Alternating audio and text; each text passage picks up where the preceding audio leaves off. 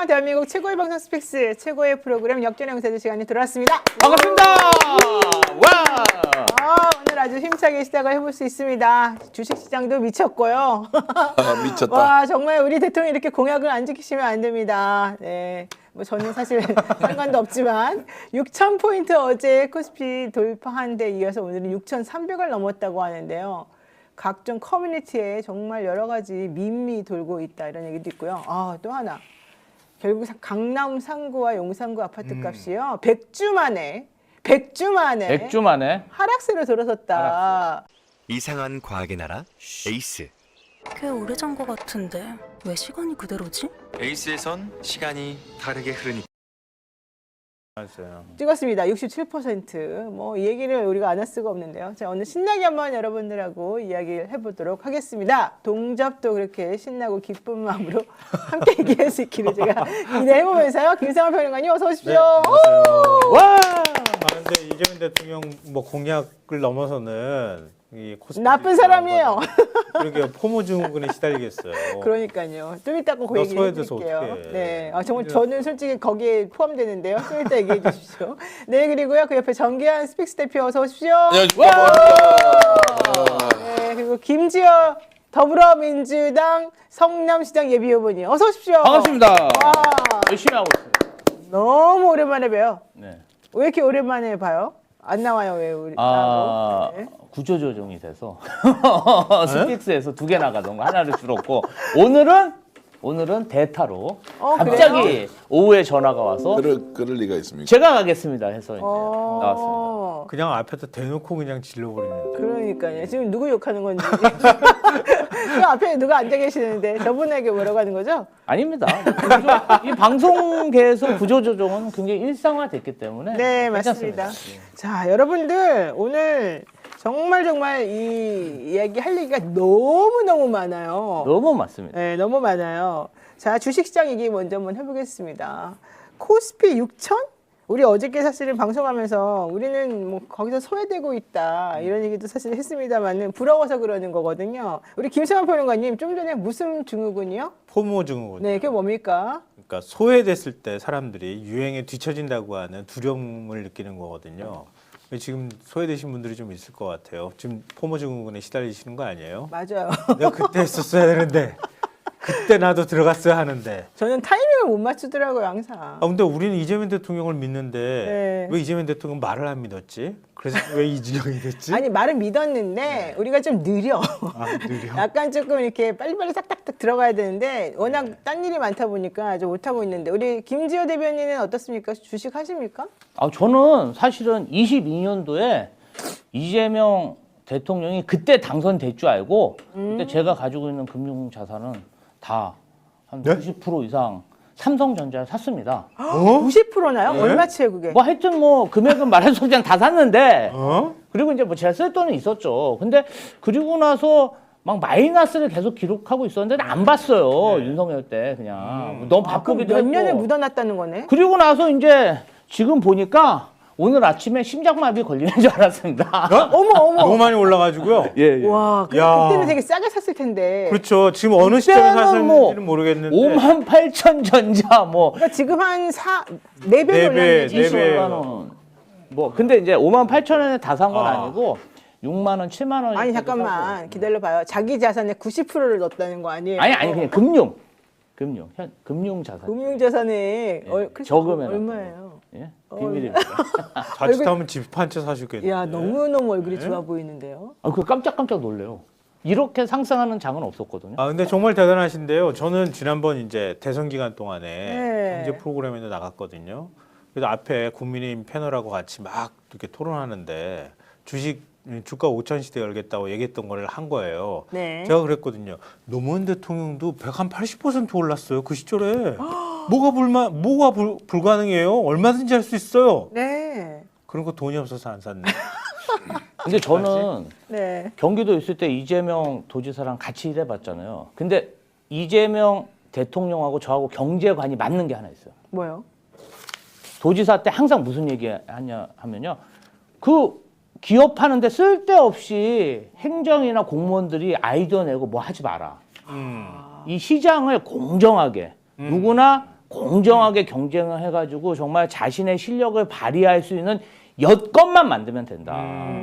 그러니까 그 뭐 기본 얘기하잖아요. 기본만 잘 지키면 이 사람들이 알아서 정말 경제도 발전하고 뭐 고용도 늘어날 수 있다. 기업하기 좋은 데가 그런 곳이다. 뭐 괜히 아이디어 내지 말라는 거 우리 보고. 그렇지, 맞아요. 저는 그거 참 마음에 들더라고요. 근데 대통령이 되셔서 정말 그렇게 주식시장, 부동산 시장, 불공정한 그 관행에 대해서 지금 철퇴를 내리고 있는 거잖아요. 그러니까 정상화가 되는 거죠. 야, 진짜 대단하다. 우리 정기현 대표 아무 말도 안 하고 있네.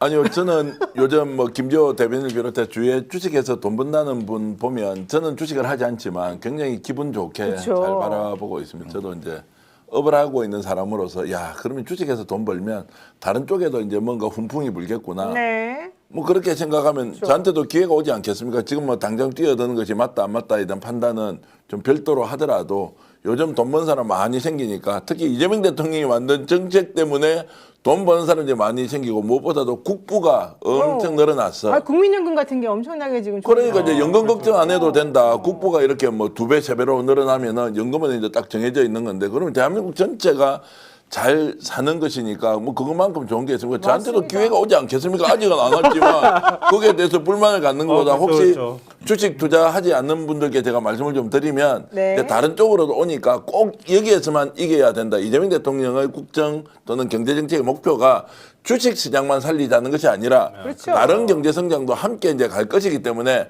조금만 기다려 보십시오. 이재명 대통령이 여러분들께 기회 드릴 겁니다. 저부터 기다리겠습니다. 좋아요, 좋아요, 좋아요. 맞아요. 어쨌든 이렇게 증시가 계속 오르고 뭔가 좀 경제 청신호가 켜지니까 보수 커뮤니티에서조차도 대통령을 이제는 갓제명, 뭐 대제명, 신제명 이렇게 부르면서 엄청나게 칭찬을 지금 많이 한다는 겁니다. 야, 저게 지금 여러분들 잘 보이시나요? 저게 엠팍이라고 하는 보수 커뮤니티에 올라온 댓글들인데요. 워낙 사실 보수 커뮤니티들은 맨날 대통령 욕하는 게 일이거든요. 그렇죠. 민주당 쪽 네, 대통령. 근데 저기서는 막 너무 좋아가지고 다들 박수 치시고요. 이렇게 좋은데 또 신동욱 최고위원인가요? 국민의힘. 네. 이분하고 나경원 의원은 또 엄청나게 욕을 바가지로 했더만요. 우선 먼저 한번 신동욱 의원 얘기 들어볼게요. 법원장들도 이 심각한 부작용을 우려하고 있다고 얘기합니다. 그 밑에 사진 보시죠. 코스피 6천에 환호하는 대한민국 국민들입니다. 하나 묻겠습니다. 이재명 대통령에게. 코스피 6천 시대에 법 왜곡죄를 만드는 나라가 대한민국입니다. 코스피 6천 시대에 사심죄를 강행 처리하는 나라가 지금 대한민국입니다. 눈앞에 잔치상과 고깃국에 눈이 멀어 국가의 대들보가 썩어내리고 국가의 곳간에 뒷문이 열렸는데 이 코스피 6천 시대라는 이것 때문에 나라가 무너지고 있는 것을 우리 국민들이 잘 모르고 있는 것 같습니다. 그게 무슨 말입니까, 정기현 대표님? 그러니까 지금 코스피 6천 돼서 좋다. 근데 왜 니네는 사법개혁을 하려고 하느냐? 이게 핵심인 것 같습니다. 이제 뭐 제가 대신 설명을 하면 코스피 6천 만들어 놓고 나라의 곳간이 무너지도록 국가의 기반을 무너뜨리고 있는 이재명의 본질에 대해서 국민들이 알아야 하는데 참 답답하다라는 말을 하고 싶어 하는 것 같고요.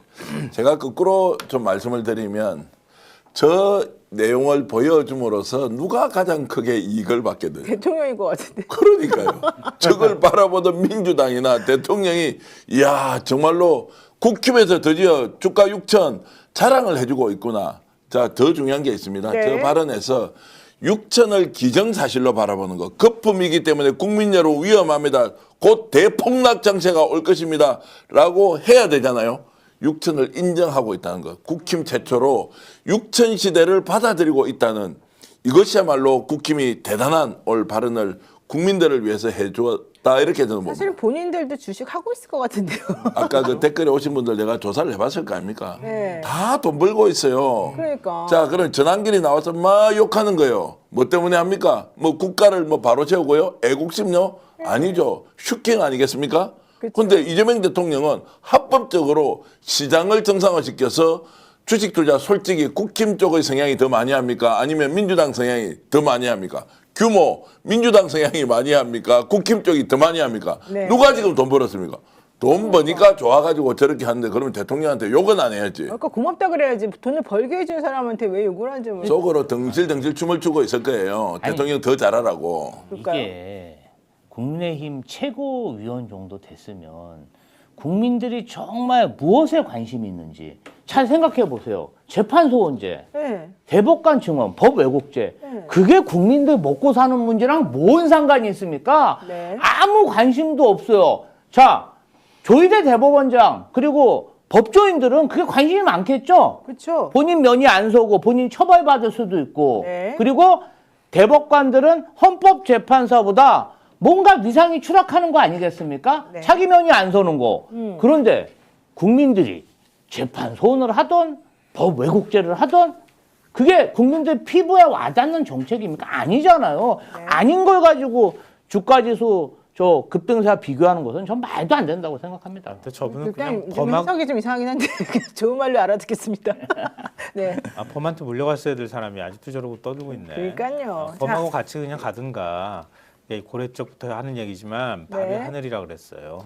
근데 국민들이 지금 쌀밥에 고깃국 먹게 생겼다고 좋아하는데 우리 지금 거기다 좀 대놓고 기분 좋은 데다 침 뱉고 있는 것 같아요. 멍청아, 그게 아니야. 국민을 가르치려고 하고 있잖아. 그걸 몰라서 지금 그러고 있어요. 오히려 국민들이 지금 국민의힘한테 손가락질하는 거 아니에요? 멍청아, 이렇게 가면 안 되는 거야. 네. 그런데 지금 엉뚱한 데로 가고 있잖아요. 자기들이 지금 바로 가야지. 네. 제가 혹시 신동욱 의원하고 친해도 됩니까? 아 친해요. 예전에 이제 식사도 같이 하고 그래서 굉장히 저는 이제 좋아했던 정치인이고 저분이 이제 서울대 경영학과를 나왔거든요.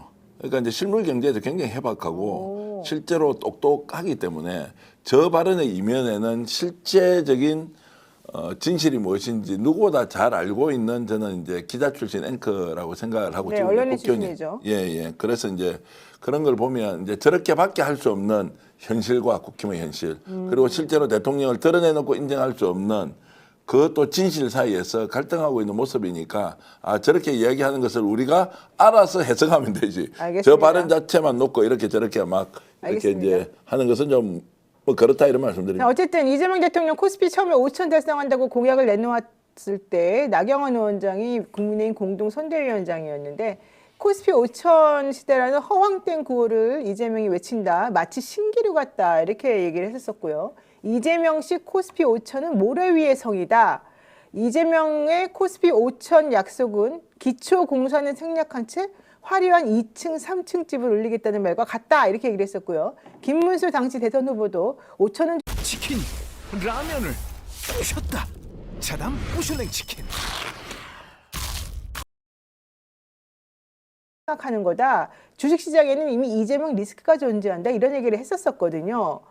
그리고 장동혁 국민의힘 대표 단호하게 말씀드립니다. 민노총에 사로잡혀 있는 이재명 정부는 절대 코스피 5천을 달성할 수 없습니다. 이렇게 말했어요. 하지만 이재명 대통령 취임 7개월 만에 코스피 5천 넘었고요. 6천도 이미 돌파했습니다.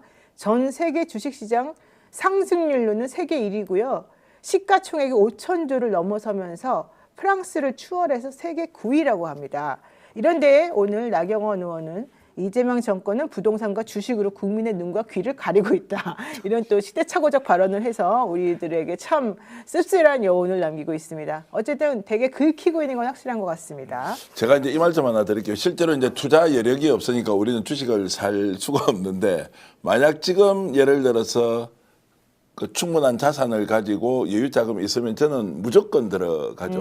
무조건 들어가죠. 네. 왜냐하면 이게 이제 흐름이나 추세가 일시적인 등락은 있을 수 있겠지만 이재명 대통령이 보여주는 정책의 일관성은 실제로 프랑스 지금 비교하고 독일도 비교하지만 그 국가가 가지고 있는 경제 체제에서 지금 역동성 그리고 신산업에 대한 혁신 역량 이런 것들을 비교했을 때 잠재 성장 또는 잠재적 투자 가치가 대한민국과 독일을 비교했을 때 대한민국과 프랑스를 비교했을 때 대한민국이 훨씬 맞다. 당연하죠. 지금 이것은 뭐 반도체 시장이 지금 일시적으로 상승하는 국민이 아니라 이제 AI 시대에 누가 최적화되어 있느냐. 예전에 이런 이야기가 있었습니다. 제가 독일에 직전 갔을 때 폭스바겐 공장에 갔는데 그게 한 4, 5년 정도 됐을 겁니다. 가보니까 거기에서 미국에서 전기차가 막 나오기 시작하는 거예요. 자, 테슬라에서 전기차가 나오는 거 보고 CEO가 이렇게 얘기해요. 제가 직접 국회의원하고 같이 갔는데 아무리 미국에서 자동차를 하더라도 다 자동차는 독일이다. 이것은 절대로 넘어설 수 없는 우리의 철벽 같은 그런 맞습니다. 역사와 전통이 있다. 일시적인 현상이다라고 했거든요.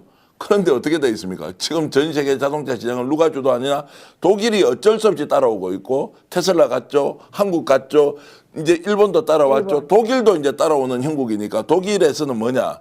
아, 이게 세상이 뒤집어지고 바뀌고 있다라는 걸 잘 모르는 것 아니었나 지금 생각할 수 있고요. 또 하나 오늘 주식이 이렇게 올라가는 걸 보고는 야, 이거 대중들이 심리 게임을 하지만 이렇게 오를 수 있어라고 하는 한 측면, 그러니까 떨어질 수 있는 가능성에 대한 것도 있지만 다른 한편으로는 아, 이거 세상이 뒤집어졌다, 이제 바뀌었다. 만이라는 고지를 향해서 달려가고 있고 만을 넘어서서 일본하고 똑같이 하면 만, 뭐 대만하고 하면 12,000, 뭐 이게 이제 어떤 것인지 모르겠는데 자, 그래서 시가총액과 그리고 자산 총액 이제 이런 것들을 비교했을 때 이 네. 밸런스가 어떻게 갈 것인지를 따져보면 이제 많이 고지다라고 했을 때는 알겠습니다. 지금 뛰어드는 것이 저는 맞다라고 네. 저는 생각을 합니다. 네, 김종 좀 천천히 올라갔습니다. 예, 예. 알겠습니다. 김종환님께서요. 이재명 정부 임기 내에 코스피 만 갑니다. 이렇게 얘기하셨고요. 문상돌님도 코스피 2,300일 때 삼성전자 500주 샀거든요. 그때 죽는 줄 알았는데 지금은 너무너무 행복합니다. 이러셨고요. 이분 팔면 안 됩니다. 계속 네. 가지고 있어야 돼요. 그래요?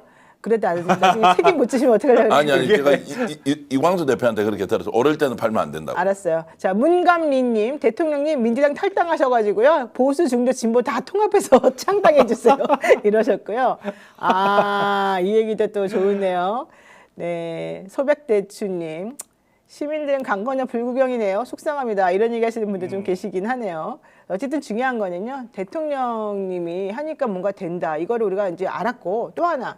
저는 부동산이 지금 잡히고 있다는 게 대단한 그게 더 거예요. 그 반가워요. 누구도 못 잡았다는 그 부동산을 결국 대통령이 새벽에도 밤에도 열심히 엑스하면서 우리들에게 계속해서 내가 하면 한다는 걸 보여준다. 이러니까 진짜로 바뀌고 있습니다. 그 모든 것들에 한번 희망을 걸어보고요. 자, 오늘 좀 짧은 단신들이 많아서 요 얘기도 한번 짚고 넘어가겠습니다. 백혜룡 경정이 마약 수사와 관련해가지고 용산에서 이 세관과 이 마약 범들 간에 이상한 담합이 있었고 그 다음에 용산에서 이거를 찍어 눌러가지고 내가 수사를 못하겠다 이런 얘기 있지 않았습니까? 그래서 결국에는 공식적으로 이 이문정 동부지검 검찰청장이 이 건 관련해가지고 수사를 했었는데요.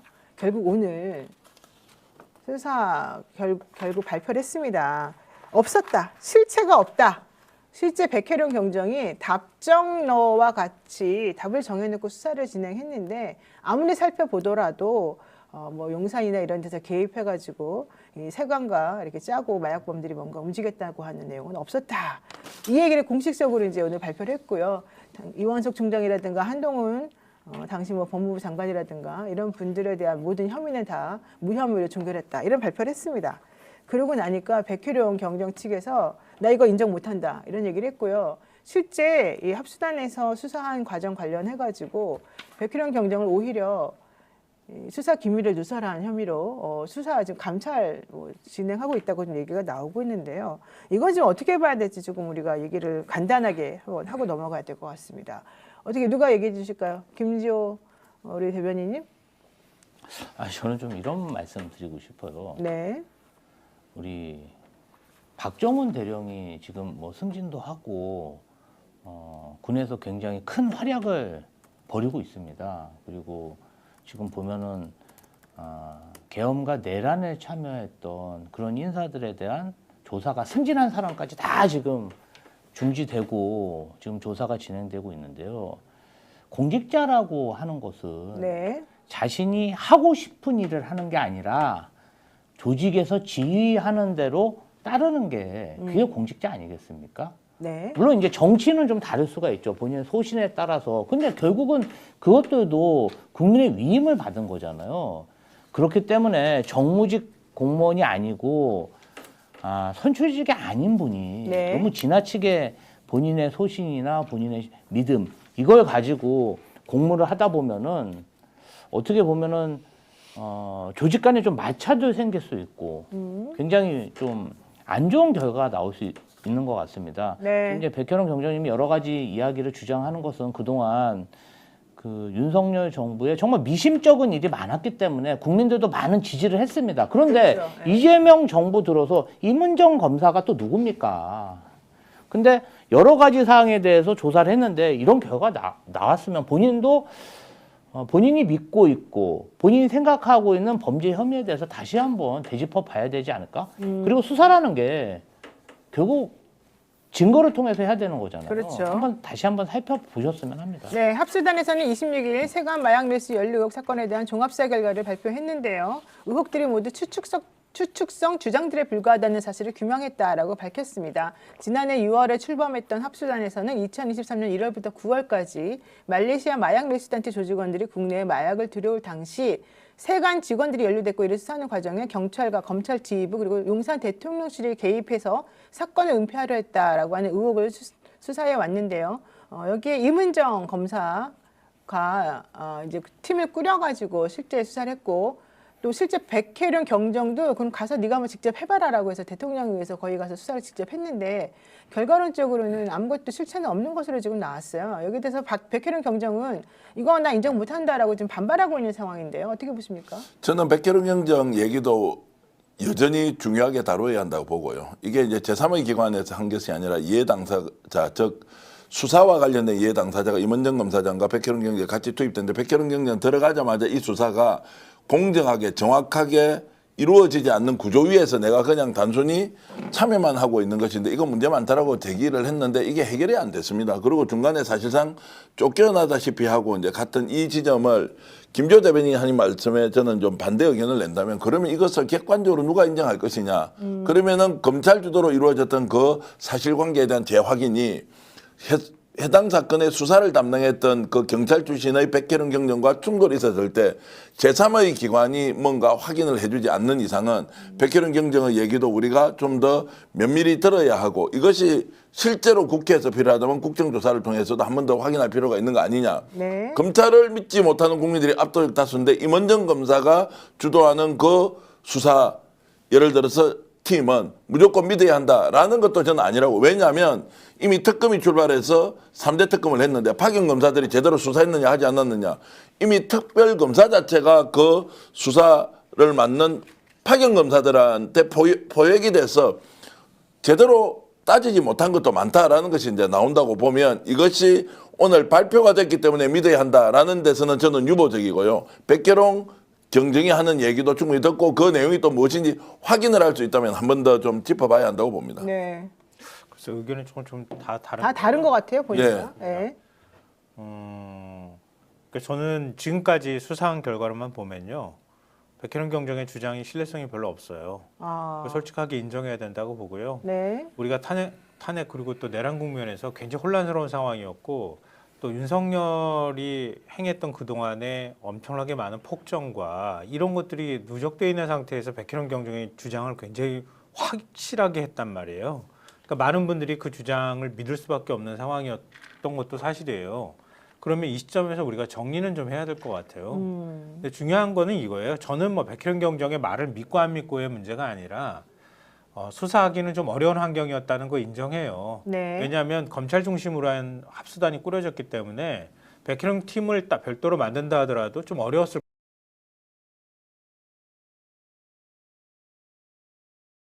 사실 논란의 소지가 있어요. 네. 그러니까 그걸 부인하기는 어려워요. 어려운데 네. 그러면 역으로 생각하면 그동안의 판사와 검사는 그 어떤 그 규제나 제재도 받지 않고 모든 걸 법과 양심이라는 걸 내세우면서 자기들 멋대로 판단해도 된다는 그런 얘기가 되는 거잖아요. 또 그런 시대를 지금까지 살아왔던 거 아니에요. 근데 그렇게 해서는 안 된다고 하는 게 대체적으로 국민들한테 공감대를 얻은 거란 말이에요. 그러면 마지막으로 법안 문구 수정하는 과정이 있었던 것처럼 조금 더 명확한 상황에서 진짜 분명하게 잘못했다고 판단이 될 때 제 식구 감싸기 못하게 만드는 조항으로라도 살려둬야 할 필요가 있겠다. 거기까지 저는 동의가 가능할 거라고 보고요.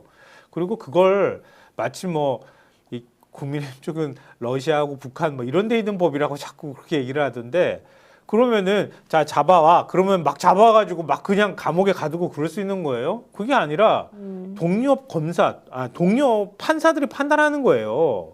법 왜곡을 했는지 안 했는지를 아주 현미경으로 들여다보도 타고 그 정도가 완전히 지나쳤다고 판단이 될 때 기소가 가능한 법조항이란 말이에요. 네. 사법적 절차를 다 거친다는 뜻이에요. 검사가 기소하고 판사가 판단하는 절차가 있어야 하는 거거든요. 그럼 그 사람들이 판단을 할 때 그냥 설렁설렁 잡아오면 내가 그냥 감옥에 넣어줄게 이렇게 하겠냐는 거예요. 그렇지 않다는 거죠. 네. 그러니까 과거에 다른 사례를 가지고 자꾸 비교하고 얘기할 필요가 없다고 봅니다. 네.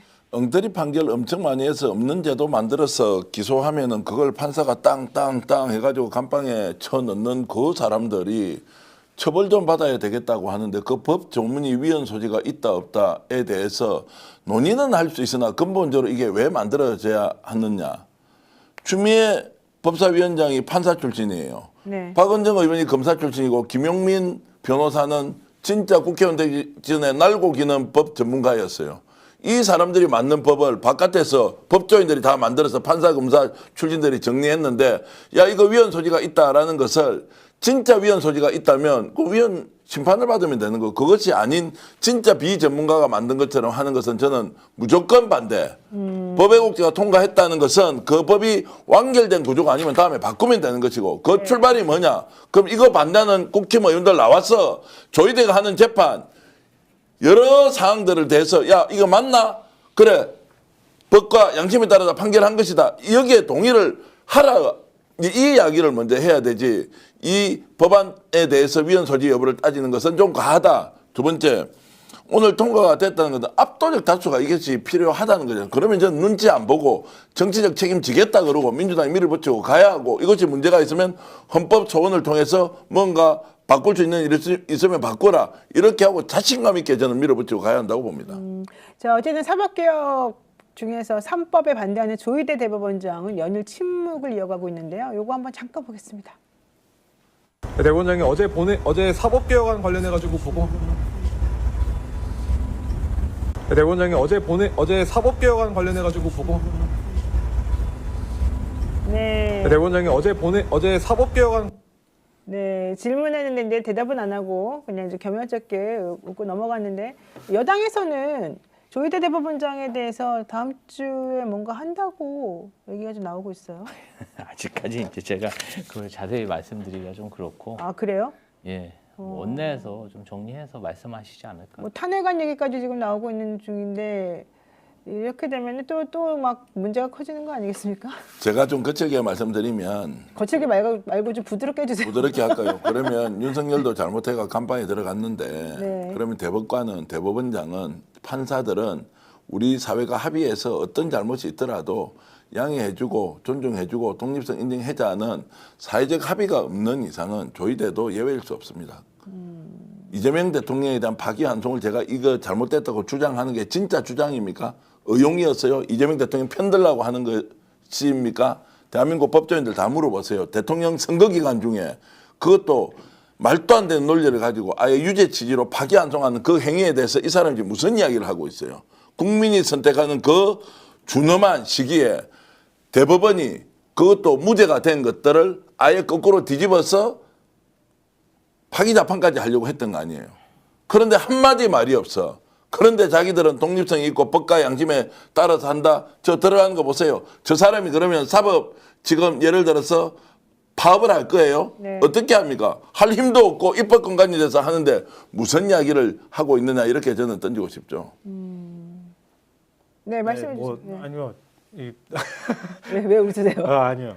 그러니까 원론적으로는 동의합니다. 동의하는데요. 네. 네, 그걸 어떻게 현실에서 국민들을 설득해 나가면서 제도적으로 어떻게 바꿔나갈 건가 이런 부분이 숙제로 남아 있는 건데요. 네. 그러니까 저런 대법원장이 없게 만들기 위해서 지금 대법관들도 증언하고 법 왜곡죄로 만들고 재판 소원도 하고 이런 제도적인 보완 장치들을 만들고 있는 거잖아요. 저는 이번 임시국회를 통과하면서 이게 일단락되고 좀 정리될 거라고 봐요. 그런데 조희대 대법원장 탄핵안 또 올리면은 제가 볼 땐 이거 그냥 한 달에 끝나는 논란 아닐 거예요. 굉장히 오래 갈 거예요. 그러니까 정치적인 수로는 그렇게 썩 좋아 보이지는 않아요. 솔직히 말씀드리면. 그러니까 제도적인 부분에 있어서의 책임을 묻는 것 이것들 가지고 하면 어떨까 싶고요. 이 사법부가 지금은 반발은 집단적으로 사실 하고 있는 거잖아요. 전국 법원장회의도 하고 하는 거니까 공개적으로는 하고 있지만 이게 더 팍 하고 튀어나올 정도까지는 아니란 말이에요. 왜냐하면 입법부의 권한이기도 하니까. 자기들 사법부 존중해달라고 하는 것처럼 입법부를 존중할 수밖에 없는 게 현행 헌법 체계니까. 네. 근데 현직 대법원장을 만약에 탄핵안을 올리면은요, 그 증인들은 헌법연구관하고 대법관이 되어야 할 거예요. 네. 근데 헌법재판소에 이 사람들이 다 거기 가서 서야 되는 거예요, 법정에. 그런 걸 아마 사법부나 판사들이 용인하기가 어려울 거예요. 그러니까 취지도 동의하고 김명수 조희대 대법원장이 사퇴하는 게 바람직하다고 누차 얘기를 해왔지만 네. 그것 외에 달리 선택할 수 있는 거 있으면 선택하는 게 더 맞지 않을까 하는 생각이 개인적인 나는. 근데 헌법기관의 이제 대표가 뭐 중앙선관위에 예를 들어서 뭐 대법관이 이제 선관위원장이지 않습니까? 거기서 무슨 문제가 있었다. 그러면 탄핵해야 될 사유가 있다. 그러면 거기에 대해서는 정책 부담이었고 대법원장은 정책 부담을 우리가 가진다. 국회의장이 뭔가 잘못했다. 거기에 대해서 뭔가 조치를 한다라고 했을 때 우리가 그렇게 긴장하면서 보고 있겠느냐? 대통령도 잘못하면 법적 심판을 받고 사법적 단죄 뭐 이렇게 가는데 대법원장에 대해서는 왜 우리가 그렇게 해야 되지? 대한민국은 그렇게 관용해야 할 만큼 대법원의 존재가 중요하냐? 누가 먼저 이것을 벗어 던져야 하느냐? 대법원 스스로 먼저 벗어야 던져야 돼. 그러면 국민들이 의혹을 제기하는 것은 소상하게 설명하고 의견이 다르면 다른 대로 맞으면 맞는 대로 설득을 지켜야 되는 그 노력도 하지 않아. 그냥 가 숨어. 그럼 우리는 우리끼리 할 거야. 라고 하는 이제 이런 부분에 대해서 어떻게 해야 되죠? 그래서 정치적으로 부담이 많이 생긴다. 그 정치 부담 안고도 해야 될 만큼 중요하면 역사 결단 선택하는 거 아니에요? 제가 오늘 어떤 인터뷰하면서 이런 말씀을 드렸죠. 기본소득에 대해서 기본사회를 가야 한다는 것이 이재명 대통령이 성남시장 시절에 처음 주장할 때 포퓰리즘이다, 사회주의다, 이제 대한민국 드디어 남미로 가고 이구나 할 때 마치 그것이 사실인 것처럼 생각하고 막 공격을 해대는 사람들이 많았죠. 심지어 저조차도 야 그거 너무 빠른 거 아니냐라고 했는데 역사적 선각자는 어떻게 합니까? 먼저 던져서 이 사회가 올 걸 예상하고 이런 걸 생각하면 조희대의 문제도 네. 역사적으로 필요하면 결단하고 갈 수 있는 문제라고 봅니다. 네, 판검사와 수사관이 형사사건에 위법 부당하게 법을 적용한 경우에 처벌하는 법 왜곡죄 오늘 국회 본회의를 통과했고요. 민주당에서는 법 왜곡죄를 시작으로 재판소원 도입 그리고 대법관 증언까지 사법개혁 3법을 2월 임시국회 내에서 모두 처리하겠다라고 지금 얘기하고 있습니다. 한번 좀 지켜봐야 될 것 같고요. 실질적으로 아마 이제 정철래 대표가 그때 2월 안으로 다 처리하겠다고 하더니 그 약속은 좀 지키고 있는 것으로 지금 보이고 있습니다. 어쨌든 저는 법 왜곡죄가 실질적으로 어떤 유효하게 내지는 뭐 정말로 어떤 판사나 검사에 대해서 적용돼서 실현될 거라고 보진 않습니다. 다만 그렇게까지 가기엔 너무 어렵고 아까 김성환 평론가 말한 대로 진짜 현실적인 문제가 있거든요. 하지만 그 법이 존재하는 것만으로도 사실은 되게 법 규정을 좀 정확히 정리하고 적용해야 되겠다라고 하는 마음은 가지게 할 수 있는 것 같습니다. 자, 한번 민주당이나 혹은 다른 의원님들 어떻게 진행하는지 좀 지켜보도록 하고요. 네, 당연한 듯 한번 가입해놓고 계속 사용하시는 인터넷 TV 3년 이상 계속 사용하고 계시다면 비교원에서 갈아타고 사은품도 챙겨가십시오. 인터넷 TV 신규 가입 시 48만 원, 휴대폰 구입 시 최대 50만 원, 정수기 렌탈 시 최대 30만 원의 혜택을 드립니다. 모두 합쳐서 128만 원 상당입니다. 여기에 인터넷에 가입하시는 쓰시던 휴대폰과 알뜰폰을 그대로 통신사만 변경해도 최대 30만 원의 혜택을 드립니다. 본인 가입 후에 추천한 지인이 가입을 하게 되면 무조건 4만 원권 이마트 상품권도 드립니다.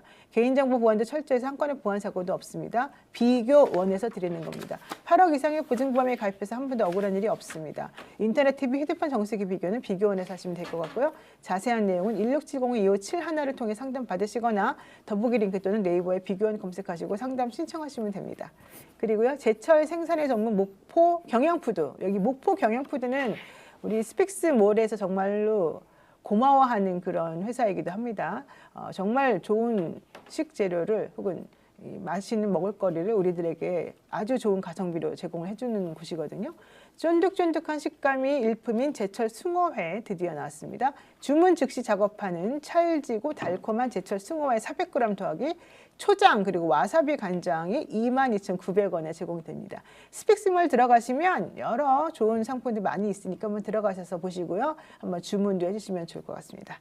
네, 많은 분들께서 저희들에게 많이 응원해 주시고 오늘 또 따끔한 말과 좋은 말 같이 해주셨는데요. 김지호 대변인 오늘 한마디만 해주십시오. 오랜만에 나오셨는데. 예. 너무 반갑고. 크게 말씀하세요. 자신감 있게. 아니 이제 이 노영희 변호사님이 진행할 때 동접자가 엄청 많네요. 네. 옛날에 매주 출연했을 때는 그 고마움을 몰랐는데 네. 요새 선거에 출마하니까 노영희 변호사가 너무 그립습니다.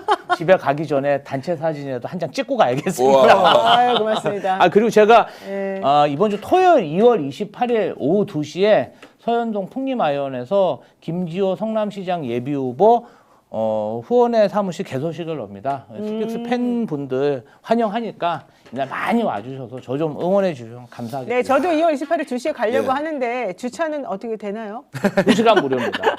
네, 여러분들 김지호 성남시장 예비후보 후원회 사무소 개소식에 초대합니다. 2월 28일 내일 모레 토요일 2시이고요. 장소가 어디라고요? 풍림 아이원 플러스 예. 3층 라운지 카페. 예. 네, 경기도 성남시 분당구 서현로에 있군요. 예. 네, 전화번호 여기 적혀 있으니까 한번 문의하실 분 하시고요. 유튜브에는 출연하셔도 되는 거죠? 그럼요. 네. 야, 저걸 띄워주는 참 스픽스는 김지호에 대한 충성심이 대단하다. 대단하십니다. 다른 후보들은 저렇게 띄워주지 못할 것 같은데 그게 우리 마음이라는 것이 챙겨면 알아주십시오. 그럼요. 예. 네, 조한유님이 김지호님 성남시 어디 나오나요 물어보셨는데 성남시장으로 예비합니다. 네, 많이 좀 도와주시면 좋을 것 같고요. 우리 김지호 대변인이 정말 속 시원하게 여러 방송 라디오를 이제 출연하시면서 또 국민의힘 패널들하고 같이 정말 대차게 잘 맞서서 본인 주장과 민주당의 여러분들의 의견을 대변해서 하시는 말씀을 잘 하시니까요. 여러분이 응원을 해주셔야 또 저분도 기가 살고 힘이 살고 합니다. 많이들 도와주시면 되겠고요. 제가 말씀드린 것처럼 민주당 내에 더 이상 분란은 없다. 분란이 있는 것처럼 보이는 사람들만 시끄러울 뿐이었다. 그러니 더 이상 이제는 분란 같은 걸 내보내지 말고 이제 지방선거에서 이기는 것만 생각하자. 그렇죠. 이 말씀을 제가 꼭 드리겠습니다. 저에 대해서도 이제 그만 얘기하시고 저도 이런 얘기 저런 얘기 한 적이 없습니다. 저는 이쪽에 좋은 점 이쪽에 좋은 점 다 말씀드렸을 뿐이고 각각의 문제점 있으면 문제점 말씀드렸을 뿐입니다. 이제 앵간히 하십시오. 여러분들 그냥 제가 오늘 좀 농담 삼아 말했는데요. 이제 그만 싸우시고 내지는 본인들 의견 다 충분히 이해했으니까 서로 조금만 양보하시고 서로 좀 도와가면서 좋은 말씀 해주시면 좋겠습니다. 우리 정기한 대표도 한 말씀 하세요. 네. 이재명 대통령은 지방선거에서 이기는 사람의 편이다. 네. 반드시 이겨십시오. 알겠습니다. 네, 이재명 대통령이 되게 좋아하는 분입니다. 우리 김지호 대변인. 예. 고맙습니다. 여러분 오늘 사랑하고요. 네, 또 내일 뵙겠습니다. 고맙습니다. 감사합니다.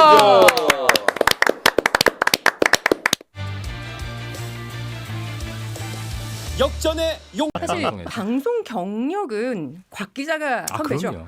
근데 저는 이제 그냥 묻어가면서 조용히 이제 오래오래 이렇게 조금 하는 거고, 겸손한 말씀. 이 신성처럼 데뷔하고 데뷔하시자마자 이렇게 진영 논리에 얽매이지 않고 되게 멘트를 잘하신다로 빠르게 안착하고 계신 신성. 그렇죠. 이라는 이 표현을 평론가님 썼어요. 같은 분이 진짜 될성 부른 분이시고, 저는 계속 이런 분들 옆에 이제 숟가락 얹어가면서 오래오래 가도록 하겠습니다. 아니, 방송 전에 얘기할 네. 때 저렇게 호의적이지 않으셨거든요.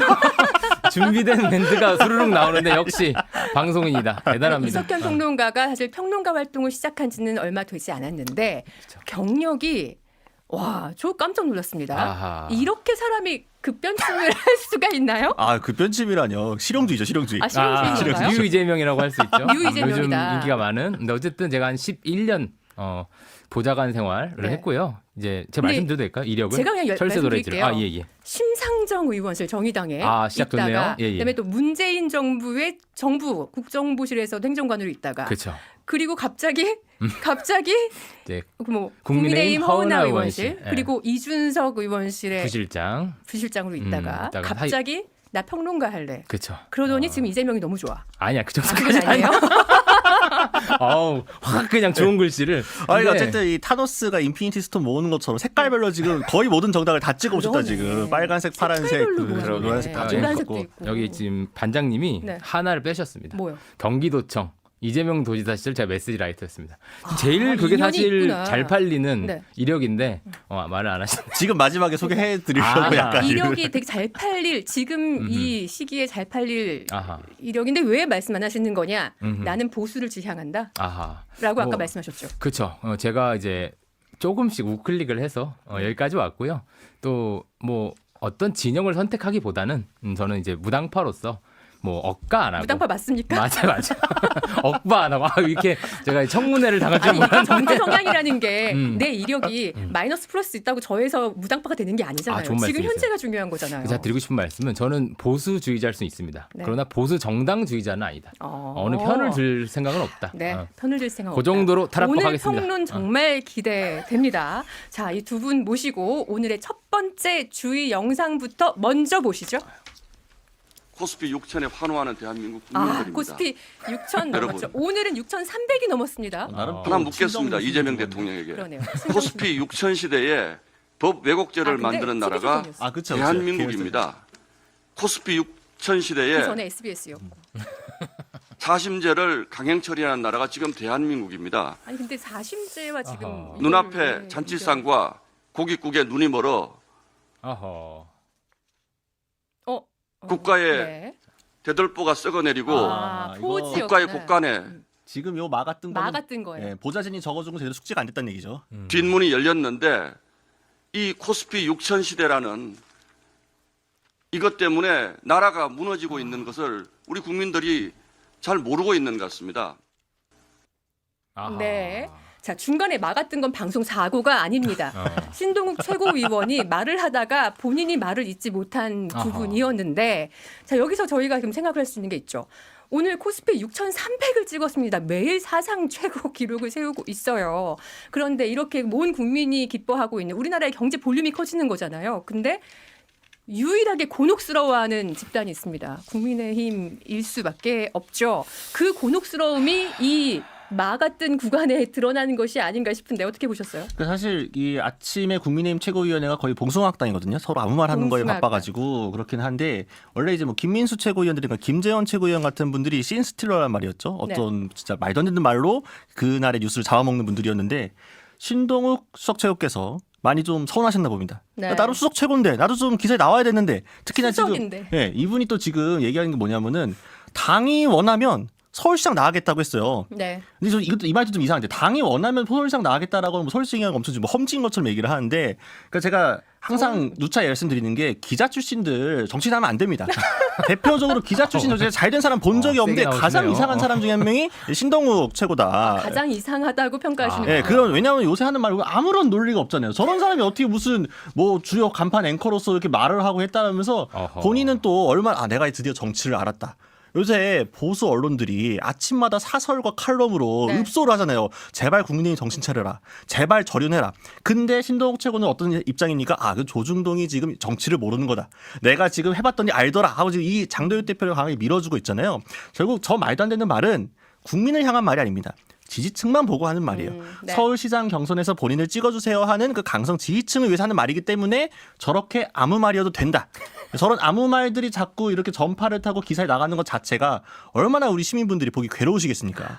그런 차원에서 저는 굉장히 저 자리에 앉아있을 우리 동료 기자들과 네. 그리고 옆에 듣고 있을 분들과 모든 이 언론인 종사자분들께 심심한 위로를 전하겠습니다. 이런 말을 아무 말이나 듣고 있어야 될 언론인지 불쌍하다. 출입처 국민의힘 아니세요? 맞습니다. 네, 원래 뭐 버렸기 때문에 괜찮습니다. 네. 포기하셨네요. 평론가님 어떻게 보셨어요? 저는 사실 이 정치권에 있을 때 주로 메시지 라이터로 한 10년 일했습니다. 네. 그래서 이제 글을 보면 개연성이나 표현 하나를 좀 열심히 보는 네. 편인데 일단 개연성은 좀 약하긴 하죠. 그쵸? 이 얘기에서 갑자기 나오는 건데 제가 근데 되게 주목된 부분은 네. 눈앞에 잔치상과 고깃국에 눈이 멀어. 요 말에 서술하는 사람이 우리 국민들입니다.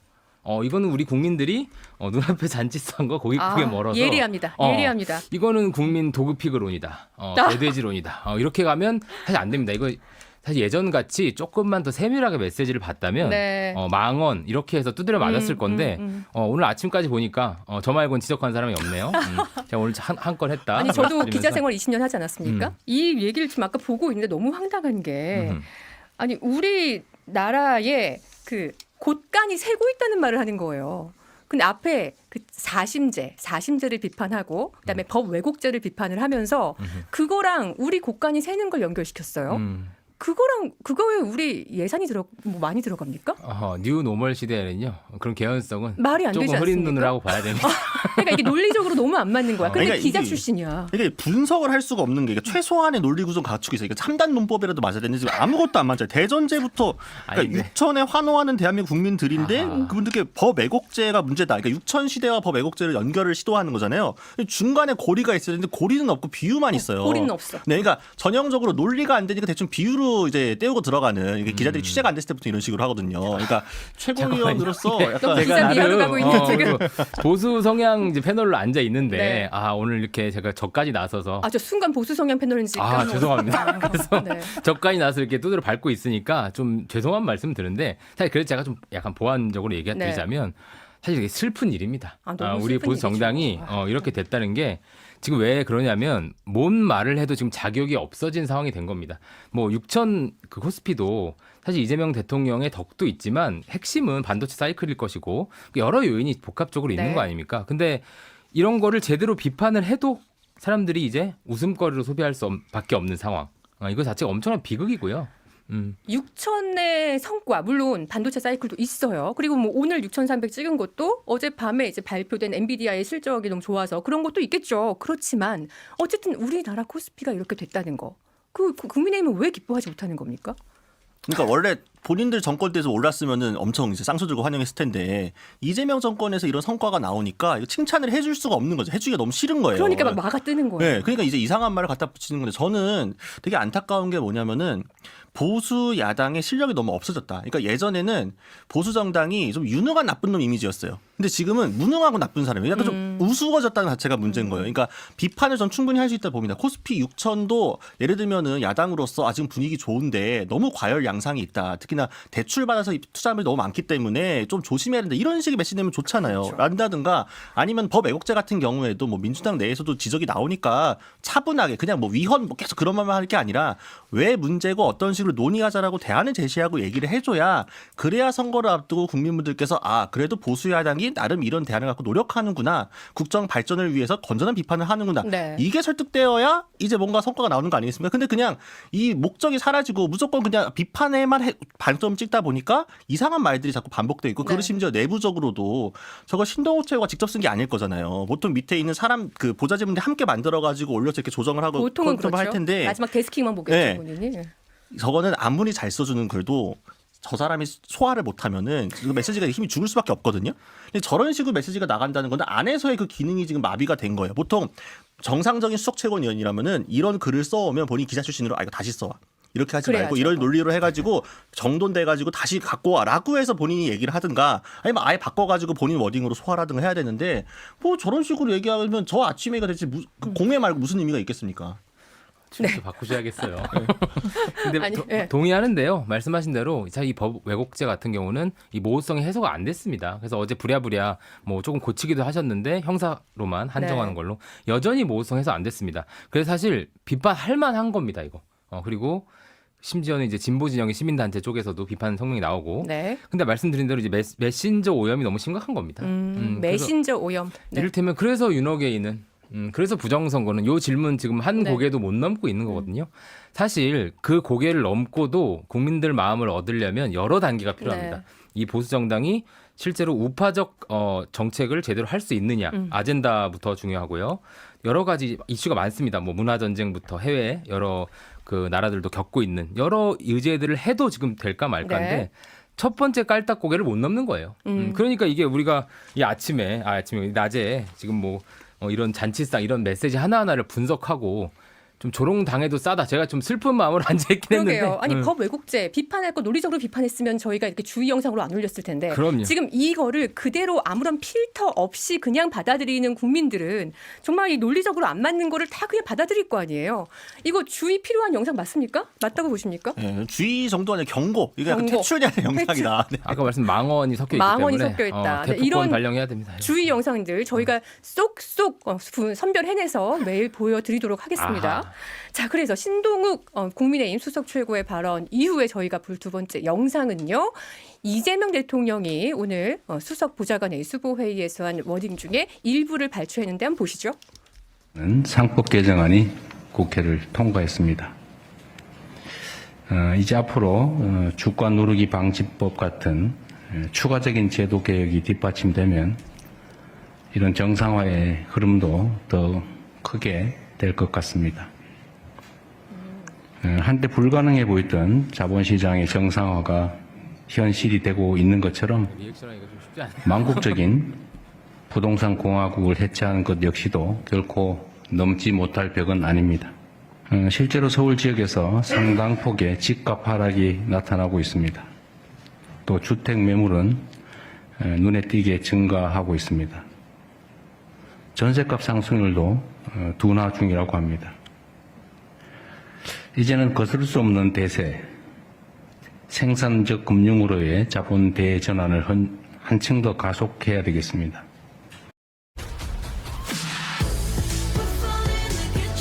네가 좋아하는 거 우리가 다 때려 넣었어.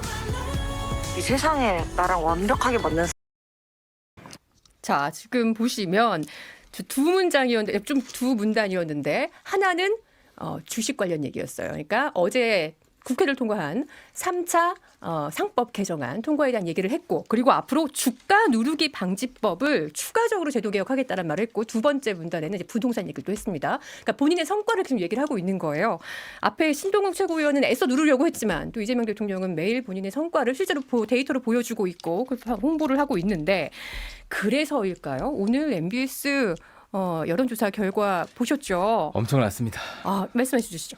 숫자 엄청났고요. 말씀드리면 MBS 67% 네. 대학 대통령 국정 지지도가 67%를 기록했고 67%면 이재명 대통령 집권 이래 최고치 아닙니까? 그렇네요. 정당 지지율은 국민의힘이 17%. 네. 이게 그렇죠. 자, 무슨 국민의힘 지지율이 20% 선을 그냥 깨버리고 내려왔어요. 그냥 밑으로 계속 내려가고 있어요. 이것도 17%도 저는 사실 MBS에선 처음 보거든요. 그러니까 국민의힘이 어쨌든 지금 탄핵 이후에 이 내란 사태 이후에 좀 전혀 방향을 못 잡고 있다는 게 지지율로 드러나고 있는 거죠. 그러니까 네.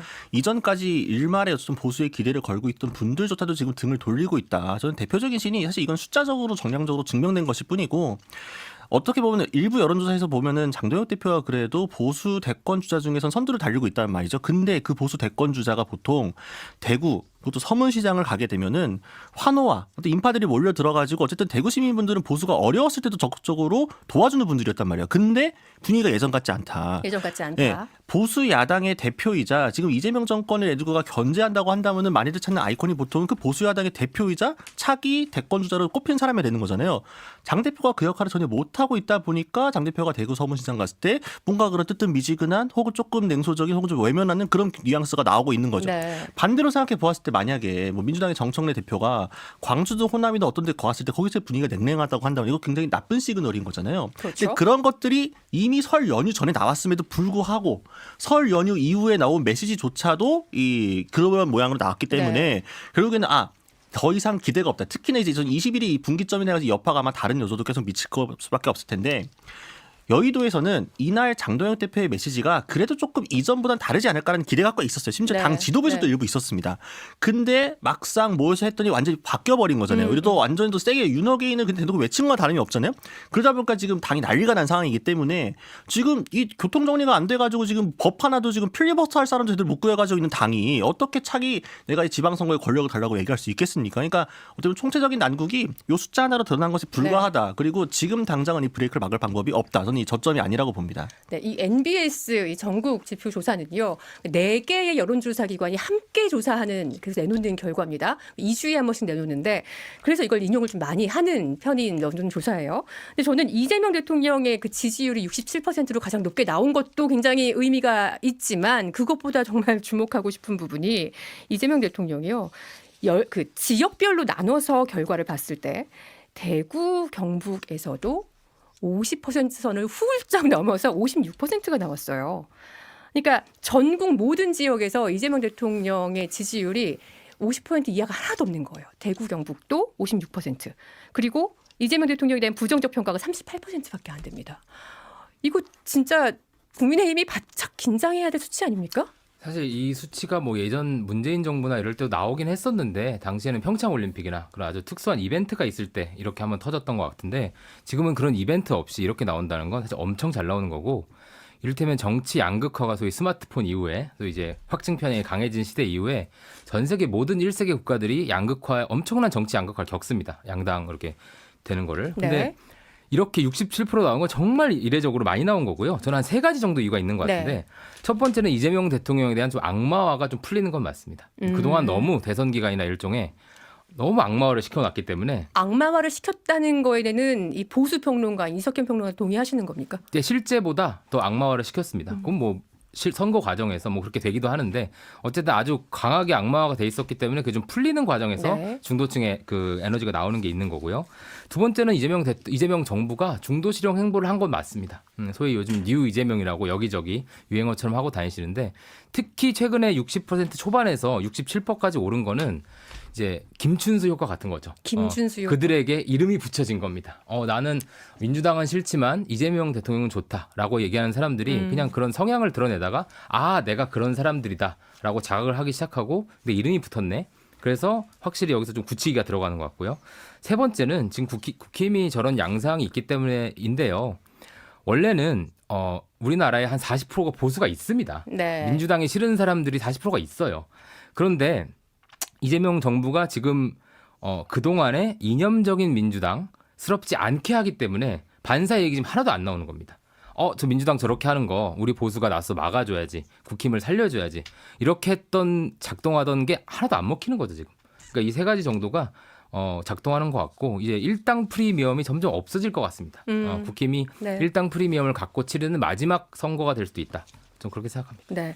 연령별로 봐도 참 저 이런 결과를 정말 본 적이 없어서 새로운데 전통적으로 민주당에는 점수를 주지 않았던 연령대에서 60대 이상에서도 이재명 대통령에 대한 지지율이 64%, 70세 이상에서도 58%가 나왔어요. 그러니까 연령별, 지역별 가리지 않고 지금 이재명 대통령의 인기는 어마어마하다라고 결론을 내릴 수 있을 것 같고 그렇다면 방금 말씀하신 것처럼 이재명 효과다. 정당 효과가 아니라 이재명 효과다. 뭐 그거에는 뭐 이의 제기를 많이 안 할 텐데 근데 정당 지지율을 봐도 참 신기한 결과가 나왔단 말이죠. 그러니까 국민의힘 지지율이 말도 안 되게 빠져서 대구 경북에서 민주당과 국민의힘이 동률을 이루는 결과가 오늘 MBS에서 나왔습니다. 그건 어떻게 보세요? 그것도 뭐 대통령 지지층 지지도에 따른 뭐 다 연동 효과인 것 같은데 사실 이게 제가 이 말씀을 꼭 드리고 싶은 게 왜 올랐을까를 좀 확인해야 됩니다. 이재명 대통령의 지지도가 사실 이재명 대통령이 중도 실용 행보라고 했는데 구체적으로는 원전, 탈원전 뒤집었죠. 일본과의 관계, 그전에 민주당 관성과 다르게 했습니다. 그러니까 이런 것들이 지지층을 넓히고 네. 67%가 나왔다는 걸 사실 민주당이 알아야 되는 면도 있습니다. 근데 그저 그냥 퉁쳐서 얘기하는 감이 좀 있는 것 같아요. 그냥 이재명 대통령이 잘해서. 그리고 뭐 코스피가 6천이 올라서 라는 거 당연히 요인이 있겠지만 네. 사실 그것도 저는 일정 부분은 우리 국민들을 좀 우습게 보는 거라고 생각합니다. 네. 뭐 돈 좀 벌었다고 지지자가 또 이러지 않거든요. 네. 여러모로 나라가 정상화되는 느낌을 주는 거고 이념적으로 하지 않네. 내가 생각했던 이재명이 아니네. 제가 정말 오늘 찬양을 하네요. 그러니까 보수 평론가가 찬양해도 효과가 있거든요. 네. 근데 어쨌든 이런 여러 가지 반전 효과가 작동을 하는 것 같습니다. 자, 국민의힘의 전체 지지율은 20% 선을 뚫고 내려가서 17%까지 나왔는데 곽우신 기자는 좀 전에 17%도 이 최저점이 아니다. 끝난 게 아니다라고 분석을 했습니다. 동의하십니까? 더 내려갈 겁니다. 더 내려간다. 내려갈 겁니다. 그리고 이제 보수 성향 지지층 분들은 또 이제 일종의 밴드웨건 효과라고 할 수 있죠. 이기는 팀에 확 몰아주는 또 에너지도 있으신데 이렇게 연전연패가 확정된 선거 앞에서 또 자중질환을 겪고 있고 다 지금 몰아냈지 않습니까? 이준석 대표 몰아내고 한동훈 대표 몰아내고 제가 이제 뒤에 얘기를 할 건데 정말 참 한심한 거는 그렇게 당내 현안에 대해서 발언을 안 하던 한동훈 쫓겨날 때 아무 말도 안 하고 이러던 분들이 대구 그 통합 네. 얘기에는 다들 한마디씩 걸치고 나와서 그러더라고요. 막 반발하고 어이가 없습니다 정말. 이분들 보수는 맞나? 정말 답답한 마음으로 보고 있습니다. 그러니까 보통 지지율이 어느 정도 저점으로 내려오게 되면은 그래도 지지층이 위기감을 느껴가지고 결집을 하면서 다시 약간 반등하는 지점들이 분명히 있잖아요. 네. 근데 그 반등할 중심 자체가 지금 안 생기고 있다는 게 문제입니다. 그러니까 장동혁 대표가 최소한의 무언가를 가지고 있어야 그래도 그 윤어게인 세력을 제외한 나머지 보수분들이 그래도 이렇게까지 너무 일방적으로 흐르는 건 좋지 않은데 라면서 마음을 돌릴 만한 기회를 만들어줘야 되거든요. 네. 근데 그런 여지를 자꾸 만들어주지 않다 보니까 당내에서 위험한 시그널이 나오는 거라서 그렇기 때문에 제가 저점이 아니라고 말씀드린 거고 이게 단순히 MBS에서 이렇게 찍은 거지만 이 경향이 단순히 부분이 MBS 조사만이 아니라 뭐 갤럽이든 리얼미터든 다른 여론조사에도 분명히 영향을 미칠 수밖에 없을 네. 겁니다. 그래서 지선을 앞두고 이거에 대해서 아마 타결하지 못하게 된다면은 정말로 지방선거 때 이 항상 얘기 나오는 거 있잖아요. 그리고 TK 자민련은 정락할 수밖에 없다. 국민의힘이. 네. 심지어 그 TK에서조차도 지금 위상이 흔들리고 있다. 그러니까요. 자, 민주당이 45%, 국민의힘 17%. 근데 지역별로 봤더니 모든 지역에서 민주당이, 그러니까 대구 경북을 뺀 모든 지역에서 민주당이 다 앞섰고,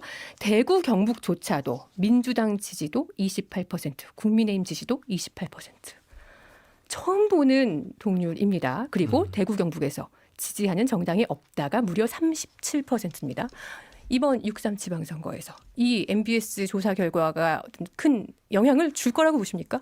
그러니까 물론 이 한국 정치가 워낙 다이나믹하기 때문에 이 지지율이 그대로 가진 않겠죠. 근데 이 지지율이 국민의힘한테 더 좋아질 거라는 보장은 없어요. 만약에 장도연 대표가 계속 이런 기조로 가게 되면은 정말로 그 이제 보통 저희가 선거 끝나고 나면 색깔 칠해가지고 지도 보여주잖아요. 네. 빨간색이 전멸할 수 있습니다. 정말로 이런 상황이 계속되게 된다면은. 그러니까 왜냐하면은 대구 시민 분들의 구성이 갑자기 바뀐 게 아니잖아요. 갑자기 거기에 신도시가 생겨서 젊은 층이 유입돼가지고 민주당 지지층이 많이 몰린 게 아니라 기존에 거기 살고 계시면서 보수 정당을 평생 지지해 왔던 분들조차도 하다못해 여론조사에서 나 국민의힘 지지해라고 선뜻 누르기가 어려운 분위기가 됐다는 것 자체가 네. 중요한 거예요. 이분들 같은 경우에는 이 본인들이 이게 해소가 되지 않으면은 설사 민주당은 찍지 않더라도 투표장에 안 나가죠. 아, 네, 이번엔 내가 못 찍겠어 도저히 이 당.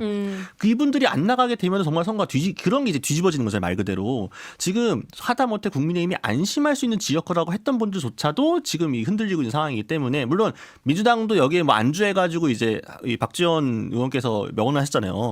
골프랑 정치는 고기 쳐드는 순간 진다고. 민주당에서 오만해지면 바로 또 갈 수도 있겠습니다만 그게 아니라고 한다면 정말로 지방선거에서 원사이드하게 결과 나올 수도 있다. 네. 그러니까 이제 중진들이 다 안달이 나가지고 지금 어떻게 빨리 하려고 당 대표한테 만나고 있는 거죠. 지금 뭐 TK 빼면은 국민의힘은 전멸할 것이다라는 예측까지 나오는 상황이에요. 근데 TK마저도 지금 이러면은 그러니까 제가 민주당 지도부라면 TK에 가장 강한 후보를 내겠어요.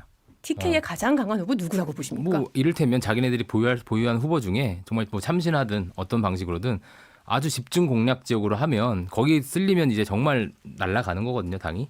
이게 지금 국힘이 여러 가지 아까 기자님 말씀하신 대로 여러 가지 요인으로 고통받고 있는데 일종의 좀 모두에게 버림받는 불륜남 상태가 돼 있습니다. 무슨 말이냐면 이쪽 가서는 내가 널 더 사랑해. 이쪽 가서는 내가 널 더 사랑해 하다가 지금 걸린 거예요. 네. 전환길 선생님이 또 보완이 안 되셔가지고 나 사랑한다고 했어. 막 이렇게 밝혀버리셔가지고 그러니까 저는 그것도 여기 28%에 반영돼 있을 겁니다. 네. 장동영 우리가 믿어주고 윤호개인 할 것 같아서 했는데 양쪽에서 지금 다 버림받을 위기에 처한 거죠. 양쪽에서 다 버림받을 위기에 처한 거다. 서울시장, 부산시장은 어떻게 보세요? 뭐 해봐야 알겠습니까? 그래요? 해봐야 알겠습니까? 뭐 뭐 이미 지금 상태로는 영약관화다. 어렵고요. 정원호 참 구청장님이 다른 방송 가서 참 부럽다까지 얘기했습니다. 서울시장 이렇게 쉽게 되는 분 없고요. 근데 부산시장 같은 경우가 그나마 좀 해볼만 할 텐데 지금으로서는 지금 대통령 지지율 67%가 나오면요, 이건 선거가 안 됩니다. 자, 그러면 지금 막 바짝 막 계획을 세우고 전국 투어 계획을 세우는 분이 계시잖아요. 오. 국민의힘이 이렇게 안 나오면 한동훈 전 대표한테는 도움이 됩니까? 모르겠어요. 지금 뭐 그냥 전체 정치 상황과 한동훈 대표님을 연동시키는 참 쉽지 않은 이제 독립군의 어려운 길을 가셔야 될 텐데. 독립군이라고 비유하십니까? 그럼요. 뭐 좋든 나쁘든. 그게 이제 뭐 친일파가 아니어서 제가 정말 나 무서워서 말을 못 하겠네요. 올려친 거 아닙니다. 그냥 혼자 독립군의 마음으로. 이건 아니었다. MBC 이건 조심하십시오. 아니었다. 보수 성향 평론가로서 지켜보고 있습니다. 근데 지금 저는 다른 방송 가서도 그 말씀은 들었었어요. 이 한동훈 대표님께서 대구를 가시는 게 좀 관성적입니다. 이게 보수 정당의 정치인들이 조금 밀려나거나 하면 대구 경북 쪽으로 가서 약간 정통성을 확인하고 싶어 하시는 거예요. 근데 제가 말씀드리는 건 지금 그 정통성의 왕관을 받아 안아서 좋을 게 하나도 없습니다. 죽는 길입니다. 글로 가면. 그렇기 때문에 관성적인 걸 하지 말고 이제 남들이 예상치 못한 곳으로 달려가야 되거든요. 근데 서문시장은 너무 뻔합니다. 제가 이게 격하할 생각이 없어요. 제가 늘 말씀드리지만 제가 한동훈 대표를 지지하지 않는 평론가 중에 가장 호의적으로 보는 사람일 겁니다.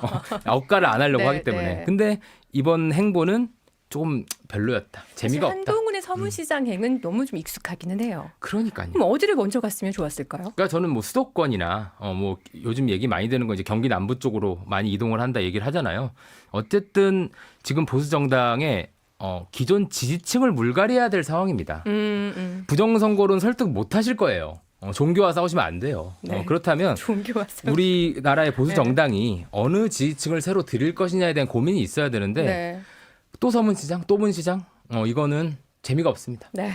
근데 한동훈 전 대표 입장에서 물론 저도 경기 쪽이나 좀 더 수도권이라든가 격전지 쪽 중심으로 움직이면서 본인의 정치적 자산을 쌓는 게 더 좋겠다고 생각은 합니다만 네. 근데도 대구를 갈 수밖에 없었던 이유는 지금 보수로부터 버림받게 되면 더 이상 한동훈 전 대표는 기댈 구석이 없다라는 게 있고 캐치프레이즈가 보수 재건이잖아요. 그렇죠. 그리고 지금 중요한 그러니까 한동훈 전 대표는 왕의 기한을 노린단 말이에요. 내가 지금 이렇게 부당하게 쫓겨났지만 결국 지방선거 끝나고 나면은 장동혁 대표는 실각할 수밖에 없을 것이고 네. 그러면은 보수층이 다시 자기의 존재감을 알아줄 거야. 네. 그걸 위해서 어쨌든 이 지지층을 붙들어 매야 되잖아요. 그러니까 본인이 쫓겨나는 그날까지도 본인을 응원하러 온 지지자들한테 탈당하지 말고 있으라는 메시지를 계속 주고 있는 거죠. 자기 돌아가야 되니까. 그러면서 서문시장에 간다는 결국 장동혁과 자기를 비교하고 싶은 거예요. 그러니까 장동혁 대표 설 전에 가가지고 그렇게 수모를 다 하고 왔지. 네. 내가 갔을 때 한번 보자.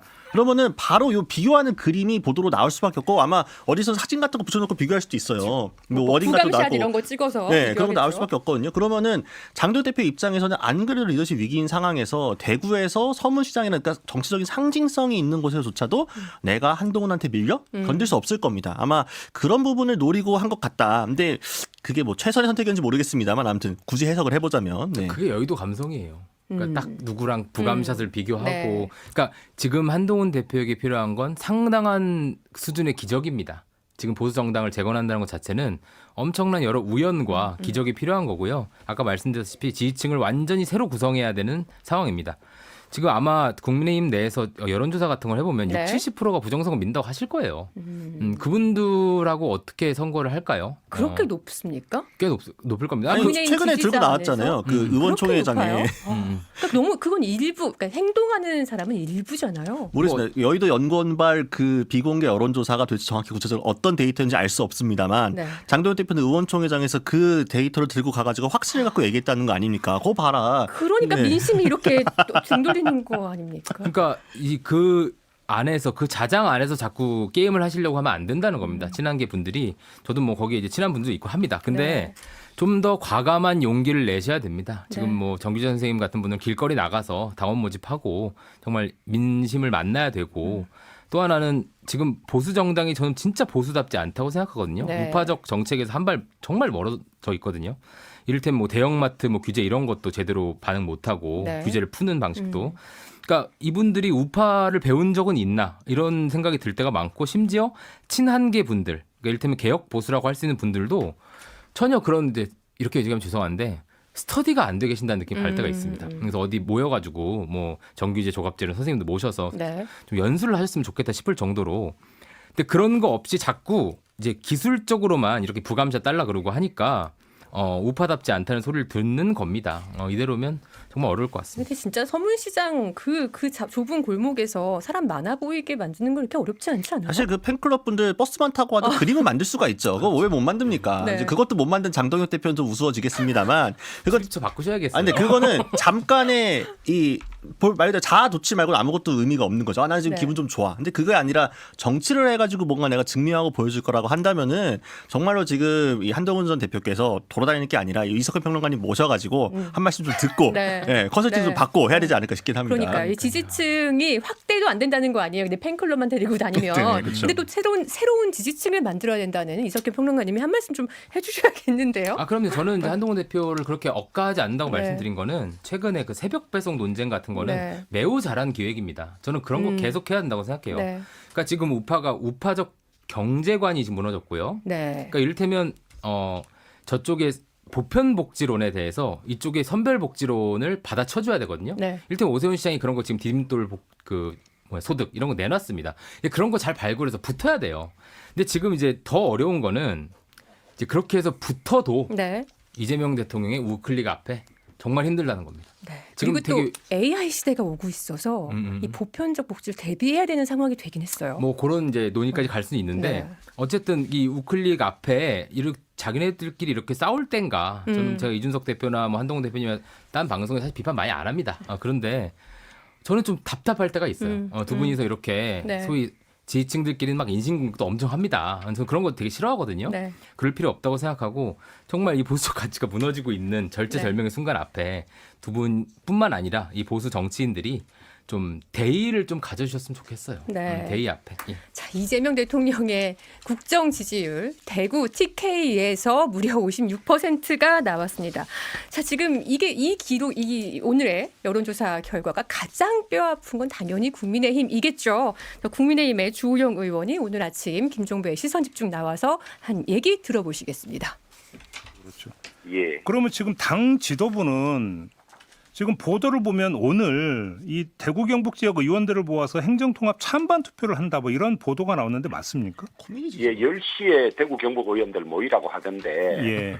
저는 이런 조치 통과됐죠? 자체가 네. 지도부가 네, 그 통과됐습니다. 지도력을 잃고 있는 것이라고 보고 있거든요. 그다음에 그것 이전에 추미애 법사위원장이 이 한나라당 원내 지도부가 반대한다는 뜻을 밝혔는데 그런지 확인해 달라 그랬거든요. 네. 그러면 그런 일이 없다고 이야기를 했어요. 그럼 그런 일이 없다고만 확인해 주면 될 텐데 네. 아직까지 거기에 관해서는 가타부터 답이 없습니다. 그래요? 그러면서 이런 걸 소집해서 갈등을 더 일으킬 뿐만 아니라 그다음에 본인들이 적극 추진하지 않았다는 것을 자백하는 거나 다름없죠. 더구나 송원석 원내대표는 제하고는 제가 원내대표할 때 수석 부대표로 같이 일했고 서로 저도 좋아하는 그런 관계입니다. 관계인데 이 일 처리에 있어서 원내 지도부가 반대했다고 하니까 저는 당연히 반대한 적이 있나 물어볼 수밖에 없는 것이거든요. 예. 그런데 반대한 적이 없다고 썽을 내면서 나가버렸어요. 그제 의총 얘기하는 거죠? 그렇습니다. 예. 예. 그러고는 가타부터 없이 이런 걸 소집을 했는데 저는 이런 일련의 조치들은 마땅치가 않고 잘못하고 있다고 생각하고 있어요. 네.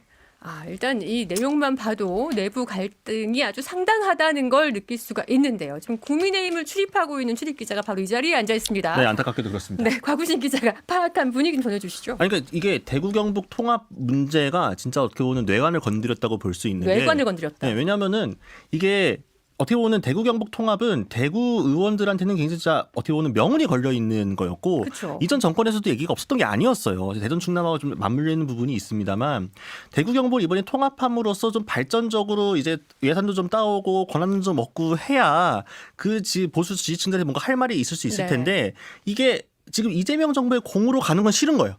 이재명 정부와 민주당이 이 대구 경북의 수건 사업 해결해 준다는 그림을 만들면은 그게 또 저쪽으로 하게 돼서 이 선거에 영향을 줄 수가 있으니까 그 그림을 만들기가 싫어. 그러니까 애초부터 이 법안을 두고 통합에는 찬성하는데 이 법안에는 반대할 거야라는 스탠스가 된 거고 근데 그 스탠스도 당내에서 합의가 안 된 거예요. 예를 들면은 주호영 의원 같은 분이 대표적으로 이 법안 부족한 거 맞는데 우리 이번에 이 기차 놓치면 언제 탈지 모른다. 일단 탑승하고 가야 된다라고 강하게 주장을 했었고. 권영진 의원도 그렇고. 그렇죠. 근데 또 경북 의원들은 좀 약간 오늘 아침에도 의견이 좀 갈렸던 것 같아요. 네. 대구 의원들하고 달리. 그러니까 안에서 복잡한 거잖아요. 그럼 이런 대구 의원들은 좀 대체로 찬성이고 그렇죠. 경북 의원들은 갈리는 상황이군요. 네, 그래도 반반 갈렸었다고 하는데 오늘 아침까지만 하더라도 네. 그러니까 이런 문제에서 사실은 국민의힘이 어떻게 보면 정말 몇 안 되게 유능함을 볼 수 있는 기회이기도 했던 거예요.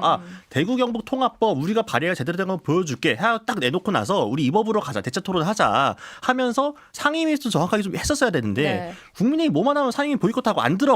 대충 하고 기권하고 그냥 나와버려. 뭐 논의를 안 해요. 물론 그러니까 거기에 뭔가 시도를 해보고 나서야 우리가 이렇게 노력을 했는데 민주당이 입법 폭주합니다. 이게 나오는 거지. 입법 과정에서부터 뭔가 교통정리가 안 돼가지고 일을 왔다 갔다 하다가 결국 그런 그 책임 원내 지도부로 갈 수밖에 없죠. 왜냐하면 추미애 법사위원장이 이거 통과시키면서 이제 대구 경북을 제외할 때 아니 국민의힘 지도부 반대한 거 아니냐, 정리 안 된 거 아니냐라고 행동한 거잖아요. 그거니까 국민의힘도 난리가 난 거죠. 진짜 우리 원내 지도부가 반대했어? 확인하라고 했더니 송원석이 아니 주민 의견은 들어야 되지 않겠냐. 그럼 그 의견 듣자니 반대하는 거 아니냐라고 했더니 또 성질만 내고, 거죠. 네, 성질만 내고 나가버려. 원내대표직을 던진다고 했다가 나중에 대변인이 그냥 홧김에 하신 말씀이고요. 원내대표직을 사퇴한 건 아닙니다라고 수습을 해야 되는 상황을 또 만들어. 이게 얼마나 코미디입니까? 이거 자체가 말도 안 되는 거고.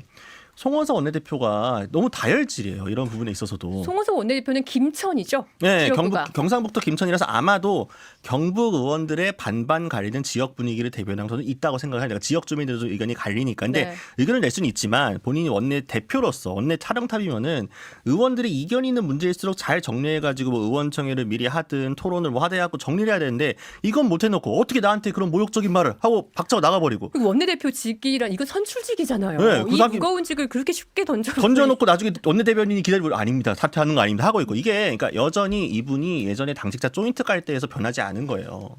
당직자 그분 폭행해가지고 조인트 폭행했다가 조용히 제명 얘기 나오니까 처음에 부인했어 심지어. 한 적 없대. 내가 봤는데 제가 현장에 있어서 봤거든요. 조인트 까는 거를. 그럼에도 거짓말로 하다가 탈당했다가 조용히 복당한 분인 거잖아요. 그게 좀 본인이 정신을 차렸으면은 이런 경우에도 원내대표 다운 모습을 보여줘야 되는데 국회 부의장 출신 그하고 의원총회에서 설전 오가다가 나가버리지 이런 식으로 그럼 이 당이 장도 대표한 문제가 아닌 게 이런 거죠. 그럼 대구 경북 시민들이 이 당을 보고 뭘 믿고 이번 선거에서 찍어줍니까? 그렇죠. 그렇죠. 근데 그런 문제를 전혀 생각을 안 하고 있는 건지 이런 이슈를 어떻게 또 이렇게 투표로 결정을 합니까? 어쨌든 투표에서는 다수가 이거 통과시켜야 된다라고 결과가 오늘 나왔는데 이걸 투표로 결정하는 건 어떻게 보세요? 뭐 이 소금 먹고 만성피로 지긋지긋한 염증이 싹 사라졌습니다. 그런데 주겸을 만나고 나서 뭐 그렇죠. 할 말이 없는 이유가 뭐냐면 그냥 저는 이걸 보는 저의 입장과 이걸 지켜보고 계신 국민들 입장에서 좀 짜실하다고 느낄 것 같아요. 이걸 이렇게 싸울 일이야? 그리고 나는 저런 중진 의원들이 시선 집중 이런 데 나가서 저렇게 목소리 높이는 거 참 오랜만에 봤습니다. 한동훈 대표 쫓겨날 때 뭐 그럴 때 어디 가 계시다가 대구 이 통합 얘기 나오니까 불이 나게 와서 저 다선 중진 의원들이 지금 보수의 배가 침몰하고 있는데 다들 대구 가서 출마하겠다고 저렇게 저요저요 하고 있고 정말 추합니다. 그런 생각이 드는데 그럼 나가서 뭐 고자질하고 뭐 그러고 있습니다.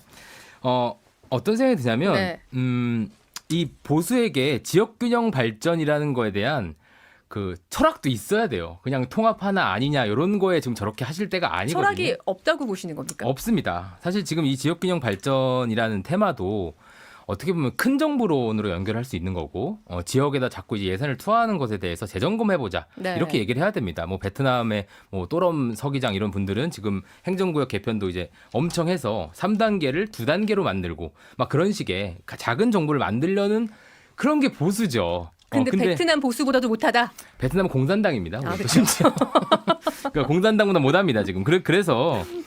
지금 철학이 완전 없는 상태에서 저렇게 나오셔가지고 뭐 제가 어쨌어요 뭐 저는 원대 그만둡니다 이런 게 너무 한심합니다. 보고 있자니 저도 이게 들었는데 뭔 얘기 하는지 잘 모르겠어요. 사실 제가 국민의힘이라면 저 같으면 실제로 밀실에서 투표를 했다 한들 투표했다고 얘기 안 할 것 같아요. 너무 좀 정말 창피하지 않습니까? 내부에서 국민을 위해서 아니 대구 경북의 정말 국민들을 위해서 그 지역 주민들을 위해서 우리가 머리를 맞대고 토론을 하고 정치력으로 풀어낸 걸 보여야 되는 거 아니에요? 순서도 바뀌었어요 심지어. 이게 지금 본회의 올라가 있는 상황인 건데 그러니까 선정이 실패해가지고 법사위에서 걸리니까 이제야 뒤늦게 부랴부랴 머리를 맞대고 논의 교통정리합시다 한 거잖아요. 진작에서 당론을 미리미리 정했어야 되는 건 이게 얘기가 어제 오늘 나온 게 아닌데 이것도 어떻게 보면 국민의힘이 좀 정책적으로 조율할 수 있는 실력이 많이 떨어져 있다는 게 잘 드러난 거라고 봅니다. 국민의힘의 기반이 TK에 있는데 대구 TK에 있는데 어떻게 이렇게 소홀할 수가 있죠? 그러니까 그거 이재명 정부 공으로 가는 게 싫다 그거 하나밖에 없는 거니까 아까 신동욱 최고의 발언하고 비슷한 결인 거죠. 그러니까 이재명 대통령과 민주당을 비판해야 돼. 요거가 결론 정해놓고 있으니까 뭐 또 공을 코스피 6천도 그렇고 대구 경북 통합도 저쪽에 공을 줄 수가 없다. 저쪽에 뭔가 정책 이득이 갈갈 수 없다. 이것만 놓고 하니까 스텝도 꼬이고 시점도 이상하고 내부적으로 갈등만 더 커지고 있는 상황인 거죠. 이런 상황을 실제로 대구 경북 주민들이 봤을 때 실망을 할 수 있는 포인트가 되게 많잖아요.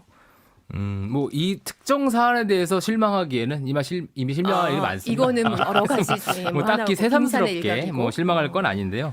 저는 좀 이제 국민의힘이라는 정당의 언론의 좀 포션이 주목도가 좀 과잉 의제화돼 있다. 과잉돼 있다 생각합니다. 이번 지선 끝나면 아마 출입 기자 수도 좀 조정하셔야 될 것 같아요.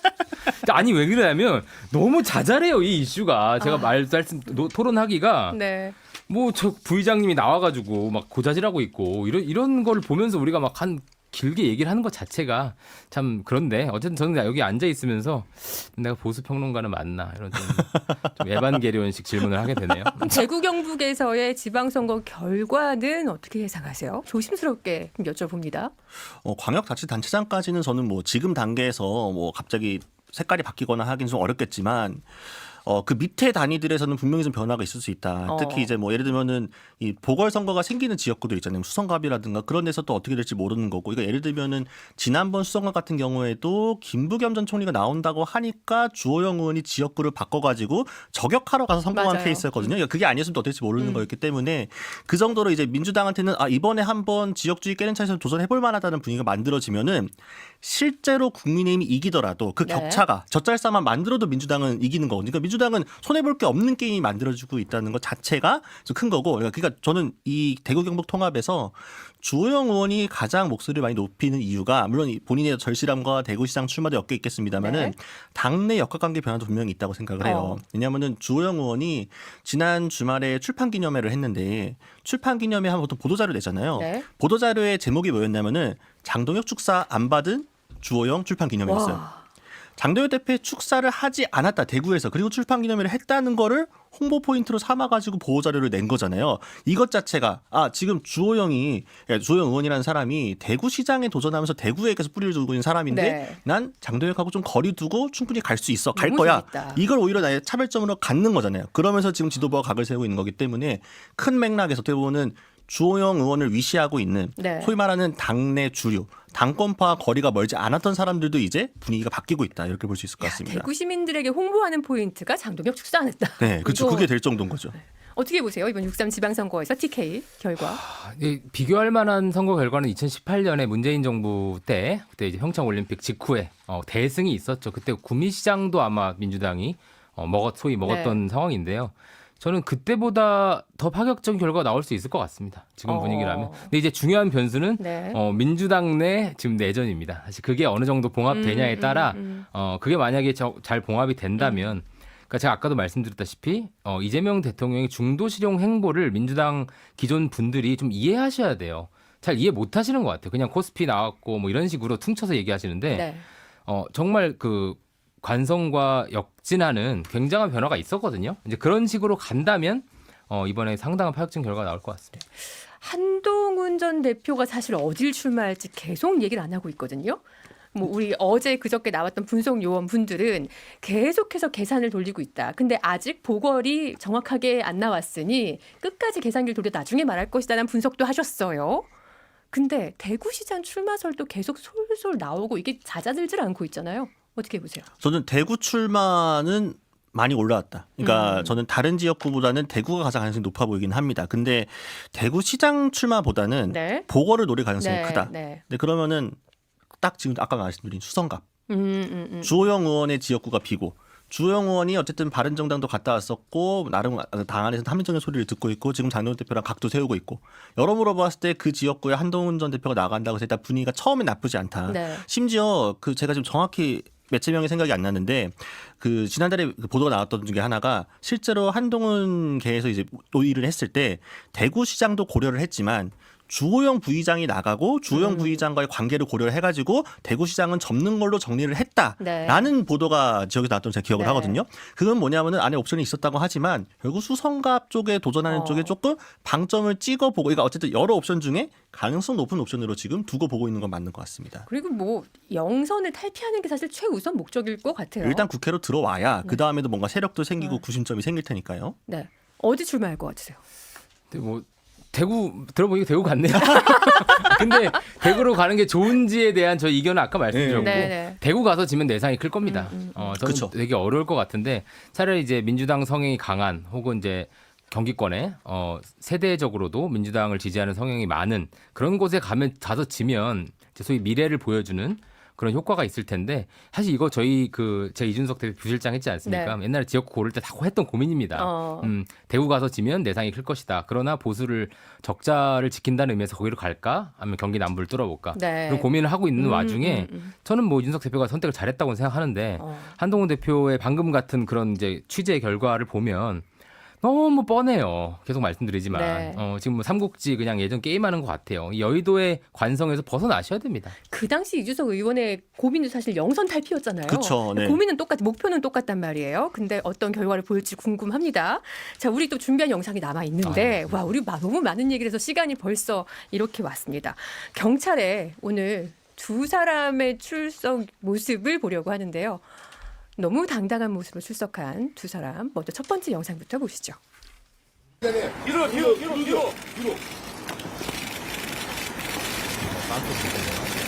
표정이 너무 밝아요. 오늘 첫 피의자 소환 조사에 대해 하실 말씀 있으십니까? 이런 일로 뵙게 돼서 숭고하게 생각하고요. 성실하게 조사받아서 제기된 모든 의혹과 음해 말끔하게 해소하고 반드시 명예 회복하도록 하겠습니다. 13가지 의혹에 대해 전부 부인하시는 겁니까? 의원들로부터 받았던 돈은 공천 대가로 받은 겁니까? 사람들 근거에는 어떤 게 있었던 겁니까? 사람대학 취업 관련 네. 자, 김병기 의원이 오늘 경찰에 출석한 모습입니다.